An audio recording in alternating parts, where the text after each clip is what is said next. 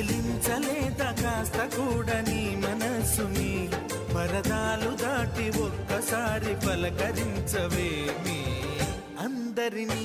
ఇలా వెంటపడి అడగాల